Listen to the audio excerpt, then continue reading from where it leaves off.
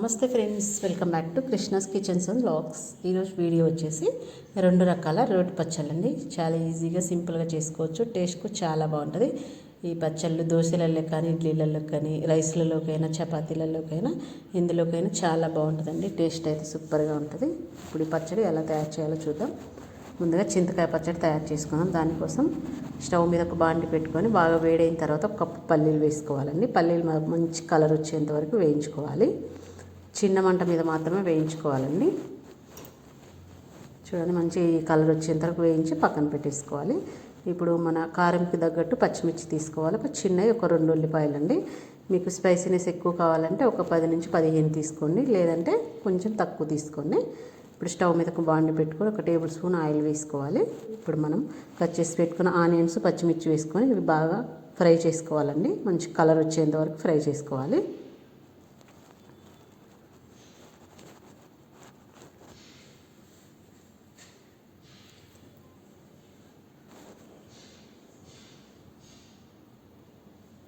చూడండి, ఇలా కలర్ వచ్చేంత వరకు బాగా ఫ్రై చేసుకోవాలి. ఇలా ఫ్రై చేసుకున్న తర్వాత వీటిని తీసి పక్కన పెట్టేసుకొని చల్లార్చుకోవాలి. ఇప్పుడు మనం వేయించుకున్న పల్లీల్ని పొట్టు తీసేసుకొని ఇలా మిక్సీ పట్టుకోవాలండి. దంచుకోవచ్చు, కానీ అంత మెత్తగా అవ్వదు. మన చిన్న రోళ్ళల్లోనే నేను ఇలా మరి మెత్తగా కాకుండా కొంచెం బరుసుగా మిక్సీ పట్టానండి. ఇప్పుడు పచ్చడి నూరుకుందాం రోట్లో. ఇప్పుడు మనం ఈ రోట్లో ముందుగా వేయించుకున్న పచ్చిమిర్చి, ఉల్లిపాయలు వేసుకొని బాగా దంచుకోవాలి. మెత్తగా అయ్యేంతవరకు నూరుకోవాలి. అందులోనే తగినంత సాల్ట్ వేసుకొని, నేను ఇక్కడ కల్లుప్పు వేస్తున్నానండి. వేసుకొని బాగా మెత్తగా దంచుకోవాలి పచ్చిమిర్చి ఇవి ఫస్ట్.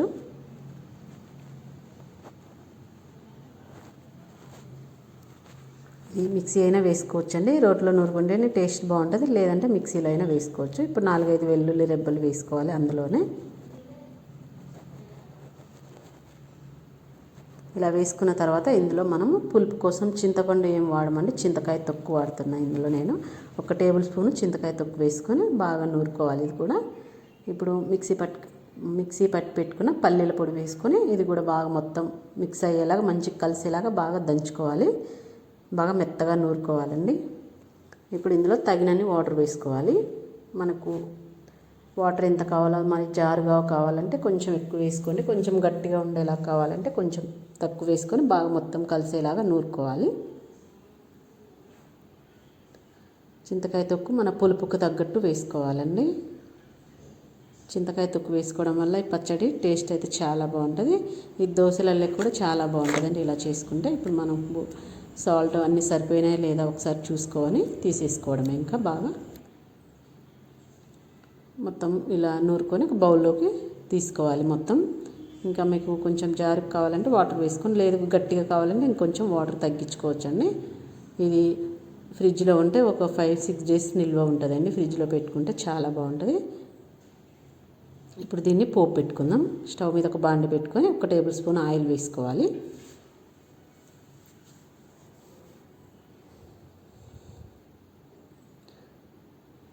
ఆయిల్ వేసుకొని ఆయిల్ బాగా వేడెక్కనివ్వాలండి. వేడెక్కిన తర్వాత అందులో ఒక 2 ఎండుమిర్చి వేసుకోవాలి. అందులోనే పోపు గింజలండి. పోపు గింజలలో ధనియాలు, జీలకర్ర, ఆవాలు, శనగపప్పు, మినపప్పు అన్నీ కలిపి ఉన్నాయి. అందులోనే కొంచెం ఇంగు వేసుకోవాలి. ఇలా రోటి పచ్చళ్ళలో ఇంగు వేసుకుంటే చాలా బాగుంటుంది. ఇవన్నీ బాగా ఫ్రై అయిన తర్వాత ఒక చిన్న ఉల్లిపాయ సన్నగా కట్ చేసుకొని వేసుకోవాలి. అది కూడా ఒక 2 మినిట్స్ ఫ్రై చేసుకొని కొంచెం కరివేపాకు వేసుకొని ఇప్పుడు 1 నిమిషం ఇలా ఫ్రై చేసుకోవాలండి. ఇలా ఫ్రై చేసుకున్న దాన్ని మనం నూరి పెట్టుకున్న పచ్చళ్ళలో వేసుకోవాలి. ఇలా వేసుకొని బాగా కలుపుకోవాలి. అంతేనండి, చింతకాయ రోటి పచ్చడి రెడీ అయిపోయింది. ఇంకొక పచ్చడి చూద్దాం. ఇప్పుడు ఎండుమిర్చి టమోటా పచ్చడి అండి. ఎండుమిర్చి ఒక 10 నుంచి 15 ఎండుమిర్చి తీసుకోవాలి. వీటిని తొడియాలు తీసుకొని కారంని బట్టి వేసుకోండి. ఇందులోనే ఒక 10 నుంచి 15 టమోటాలండి, ఒక 2 ఉల్లిపాయలు, కొంచెం జీలకర్ర, ధనియాలు. టమోటాలన్నీ కట్ చేసుకోవాలండి. ఎండుమిర్చి స్పైసీనెస్ తగ్గట్టు తీసుకోండి. 10 లేదా 15 తీసుకోండి. స్పైసీనెస్ ఎక్కువ తినేవాళ్ళు 15 తీసుకోవచ్చండి.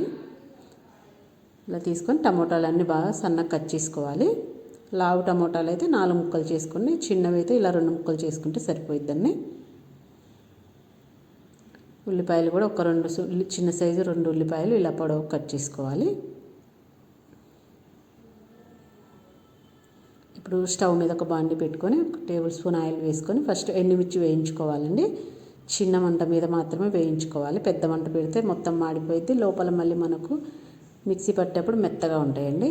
మీడియం చిన్న మంట మీద బాగా మంచి కలర్ వచ్చేంత వరకు వేయించేసి పక్కన పెట్టేసుకోవాలి.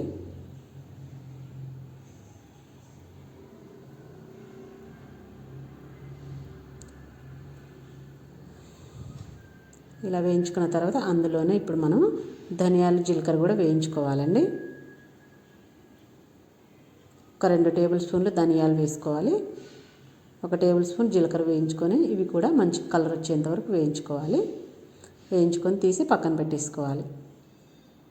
ఇప్పుడు అదే ఆయిల్లో మనం కట్ చేసి పెట్టుకున్న టమోటాలు వేసుకొని మంచిగా వాటర్ అంతా పోయి టమోటాలు బాగా మగ్గేంత వరకు మగ్గించుకోవాలండి. అందులోనే మనం కట్ చేసి పెట్టుకున్న 2 ఉల్లిపాయలు కూడా వేసేసుకోవాలి.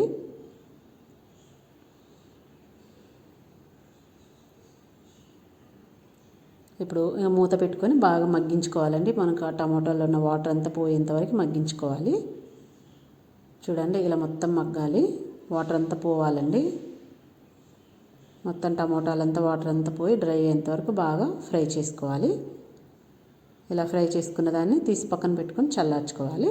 ఇప్పుడు మనం చల్లార్చుకున్న ఎండుమిర్చి, ధనియాలు, జీలకర్ర ఒక మిక్సీ గిన్నెలో వేసుకొని మిక్సీ పట్టుకోవాలి. ఎండుమిర్చి మన ఈ రోళ్ళు చిన్నగా ఉంటాయి కాబట్టి సిటీలలో మెత్తగా మెదగదండి, అందుకే నేను మిక్సీలో వేస్తున్నాను. లేదంటే రోట్లో వేసుకున్న చాలా బాగుంటుంది దంచుకుంటే.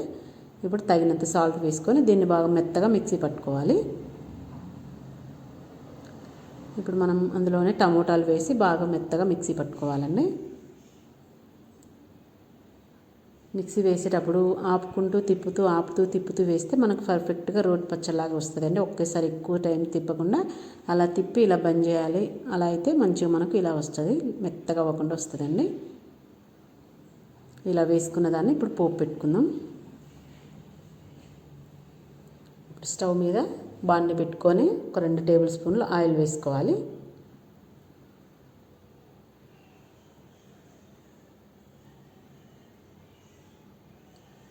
రెండు టేబుల్ స్పూన్లు ఆయిల్ వేసుకొని ఆయిల్ బాగా వేడెక్కిన తర్వాత పోపు గింజలు వేసుకోవాలండి. ఒక 2 టేబుల్ స్పూన్ల పోపు గింజలు వేసుకుని అందులో ఒక 2 ఎండుమిర్చి వేసుకోండి. ఇవి బాగా ఫ్రై అయిన తర్వాత అందులోనే ఒక 5-6 వెల్లుల్లి రెబ్బలు ఇలా సన్నగా కట్ చేసుకొని వేసుకోండి. కొంచెం ఇంగు వేసుకోండి.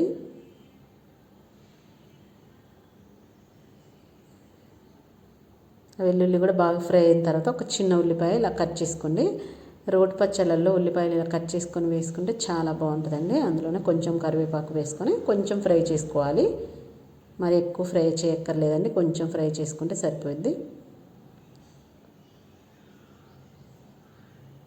ఇలా ఫ్రై చేసుకున్న దాన్ని ఇప్పుడు మనం మిక్సీ పట్టుకున్న పచ్చళ్ళలో వేసుకొని కలుపుకోవాలి.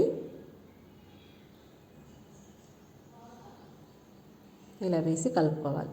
అంతేనండి, 2 రకాల రోటి పచ్చళ్ళు రెడీ అయిపోయినాయి. ఇది మనం రోట్లో అయినా దంచుకోవచ్చండి. రోలు కొంచెం పెద్దగా ఉంటే బాగుంటుంది. చిన్న రోట్లో అయితే పచ్చడి మెదగదు కాబట్టి మిక్సీ వేసాను.